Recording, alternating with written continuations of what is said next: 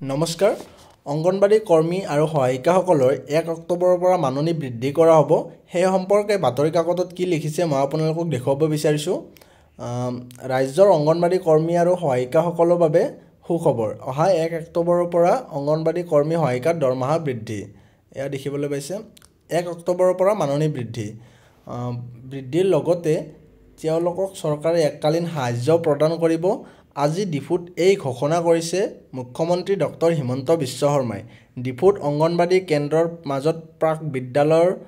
সামগ্ৰী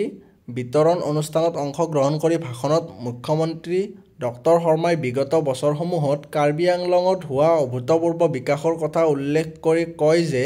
কাৰ্বি পাহাৰে আজিৰ উন্নয়নৰ এক নতুন দিগন্তলৈ গতি কৰিছে অংগনবাড়ী কেন্দ্ৰসমূহৰ মাজত প্ৰাক বিদ্যালয়ৰ সামগ্ৰী বিতৰণৰ কথা উল্লেখ কৰি তেওঁ কয় যে শাৰীৰিক বিকাশৰ বাবে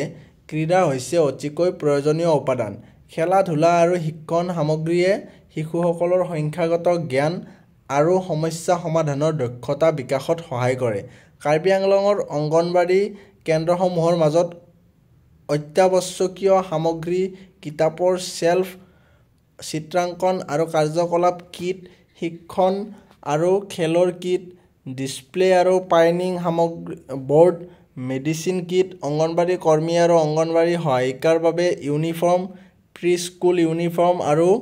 পানী ফিল্টাৰ আদি প্ৰদান কৰা হৈছে ইয়াৰ লগতে কাৰ্বি আংলং স্বায়ত্তশাসিত পৰিষদৰ অধীনত 3070টা অংগনবাড়ী কেন্দ্ৰলৈ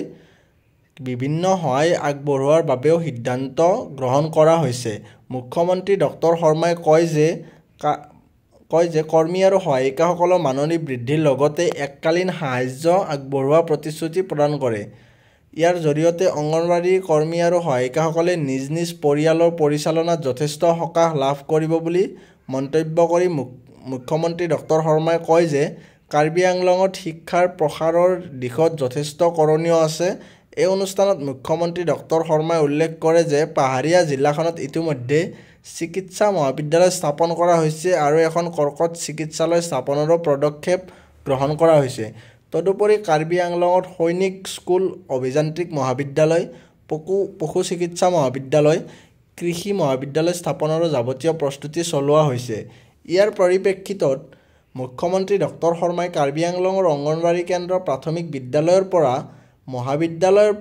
পৰ্যন্ত শিক্ষাৰ এক উন্নত পৰিৱেশ গঢ়াত গুৰুত্ব আৰোপ কৰে জিলাখনৰ উঠি অহা প্ৰজন্মই শৈশৱৰে পৰা যাতে